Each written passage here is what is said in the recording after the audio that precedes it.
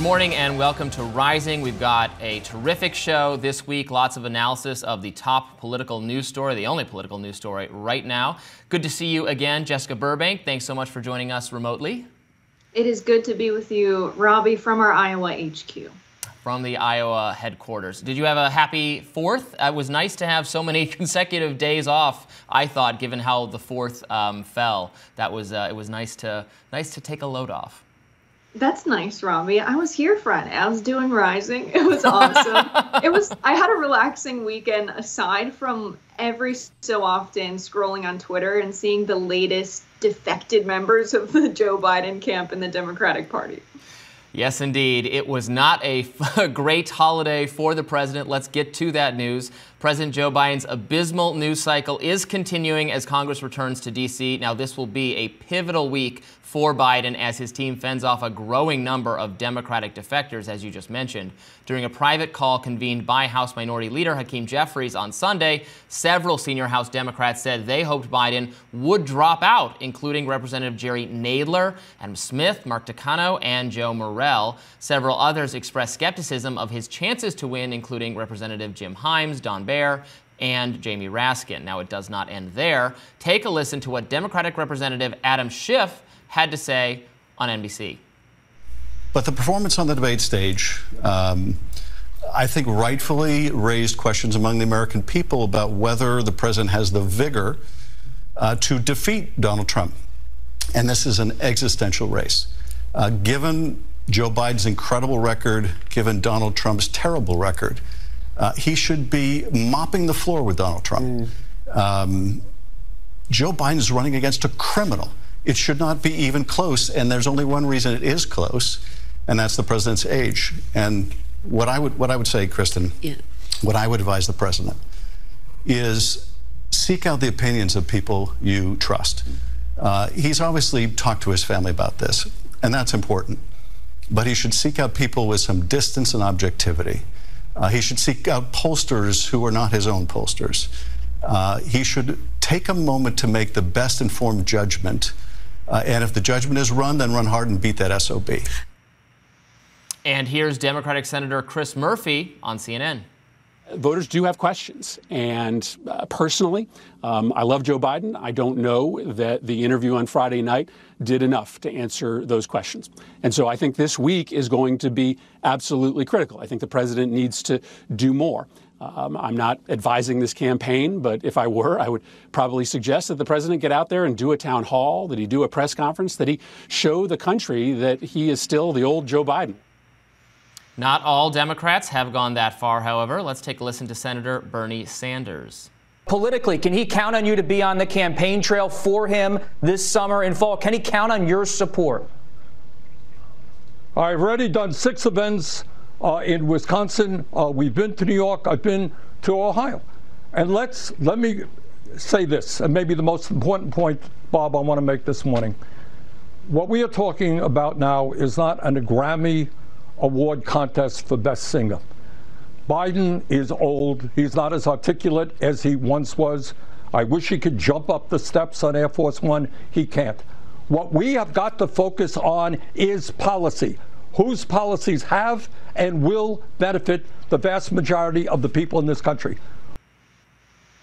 Most Democrats have stayed silent, but House and Senate members returned to Capitol Hill today for the first time since the debate, so that could change. Meanwhile, the Biden campaign is doing damage control. In a letter to congressional Democrats that was shared by the campaign, Biden wrote, quote, "I am firmly committed to staying in this race, to running this race to the end, and to beating Donald Trump.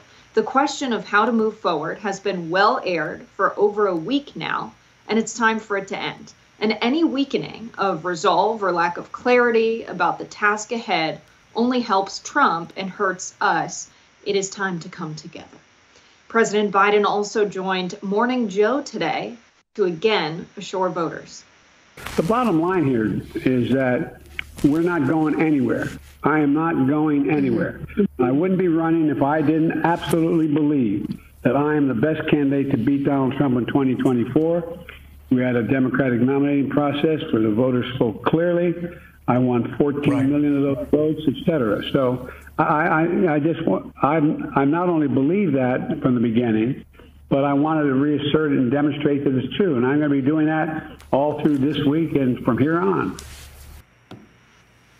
You know, there was a quote on Twitter going around that Democratic strategists around Joe Biden threw out the idea of comparing him to Yoda, that yes, he is old, but he is very wise and should be respected, and that Trump is more like Jabba the Hutt. But I think the more proper sci-fi fantasy reference here is it's giving Schmeagol, to be honest, Robbie. The way he's clinging on to his run and the White House is concerning. My precious, my precious. Yeah, and Yoda loses in the prequel movies, which I know you just recently went through, Jessica, and are near and dear to my heart at all times. I'm a defender of them.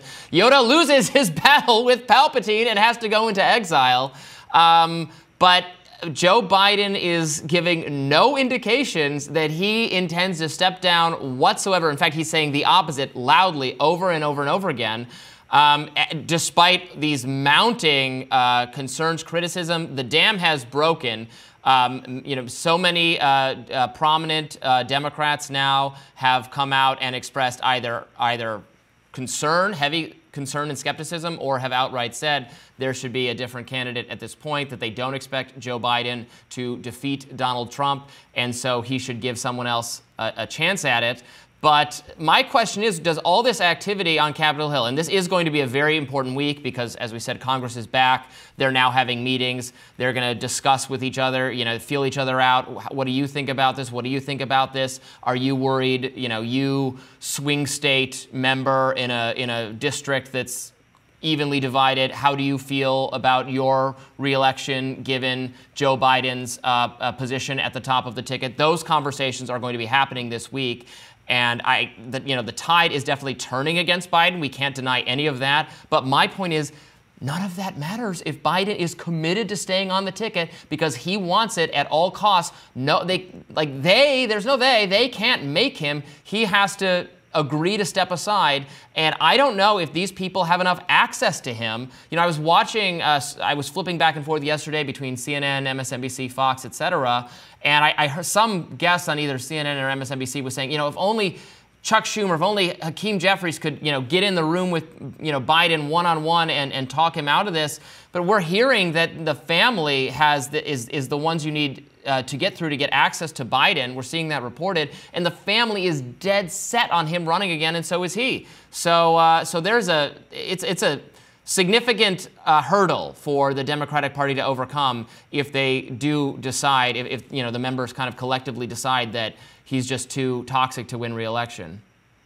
And then we have folks who are still defending him, who are top Democratic strategists, commentators, and it's really ridiculous to hear them say, like, oh, we absolutely have to stick with Joe Biden. I would vote for him if he was in a coma. I mean, really ridiculous stuff. And to say that you want him to be in public office when all of the leaders of the party are questioning it, they're worried about their chances of re-election and holding their seats down ballot, because this does make Democrats look weak. In a moment when they're only talking about how democracy is at stake, what does it mean to have a guy remain in the highest public office because his family thinks it's a good idea more so than the leaders of the political party? Not to mention that there wasn't a real primary for Joe Biden this time around. And also in 2020, when I was working on the Bernie Sanders campaign, it was very obvious that he wasn't a candidate that people really wanted as president. It was simply because the party made him an alternative to Bernie Sanders. And there was this fear that a progressive, radical ticket with Bernie Sanders wouldn't fare well with Donald Trump. And so a few phone calls from Obama, a few campaign promises for cabinet positions led to a lot of top candidates dropping out and endorsing Biden, who was just promising to be a darling of the Democratic establishment. And that's really what got us here, is a lot of very undemocratic decisions from within the party. And now we're at this point where it could cost them the majority in the House and the Senate if they run a candidate like Biden. That just makes the party look weak because he's old, but also very undemocratic when that's like their one major thing. No, you're absolutely correct. This is something we've brought up a lot of times. Yeah, the fact that he won these primaries in this cycle. I mean, yes, he did. That's true. But they did not hold. They were not competitive elections. They did not hold debates, for instance, even though there was Dean Phillips and RFK Jr. and Marianne Williamson at various points. On the Republican side, they tried. They had debates. Now, Trump didn't attend them. They had a competitive primary process. Conservative media tried to put forth an alternative candidate. They really rallied behind DeSantis at various stages.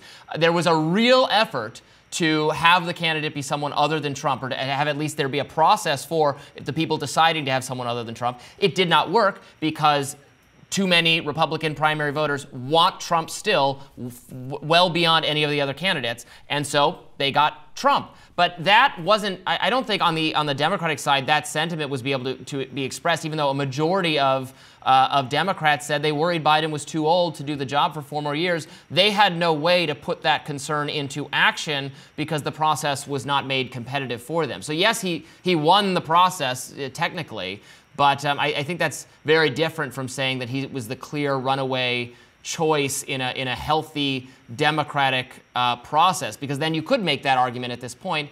And also, a lot has changed for him even in the last 6 months. I think there are serious questions about whether the cognitive decline, the age-related decline that was so evident at the debates has perhaps accelerated, as often happens with old people. We've all gone through this with family members and friends, et cetera. If that has occurred even in a very short and recent window, meaning that action needs to be taken. But again, action can't be taken unless he sees the light. Absolutely. And then you look at Donald Trump when he was running again, because he got so many votes in that primary, and they did have a real primary process that was competitive and happened across enough states that people felt like their voices were heard. It also meant that a lot of Republicans in government were a little bit afraid to question Donald Trump. The reason so many establishment Democrats, Chris Murphy's regarded as a progressive, people like Jim Himes are not very well known, but a lot of the people that are defecting are members of the very centrist part of the Democratic Party. Jim Himes is one of the chairs of the New Democratic Coalition. This is a group of Democrats that basically says, we love free market capitalism and we're going to protect corporations and the free market. These are not like the radical leftists of the Democratic Party. And the reason they feel comfortable deflecting is because Biden doesn't have the popular support that a candidate who won a competitive primary would have. He also doesn't have the wherewithal to even run a competitive campaign in the general election. That's something that a primary campaign would have fleshed out. If he was debating other members of his own party for this spot, for the nomination, he would have been vetted far before we got to the point of the first debates for the 2024 general election. So it's a lot of huge mistakes from leaders in the party. And while they can't push him out, I think because we're seeing so many top donors, so many centrist Democrats pushing for this, I think we will see a consensus emerge when everyone's at Capitol Hill talking to each other about what this means for their reelections, what this means for what's going on back home in their state and the future of the Democratic Party. I think that's going to motivate a much stronger coalition of people to say, we've got to come up with a plan to get this guy out. Because right now, I think the Biden campaign has made a list of who's defected, and they've decided it's not enough people. But I only see that list growing to a point where you can't ignore it. Well, we're going to keep talking about this all day on Rising. We're going to explore other facets of these developments, take a closer look at his poll numbers, and more. Stick around, more Rising right after this.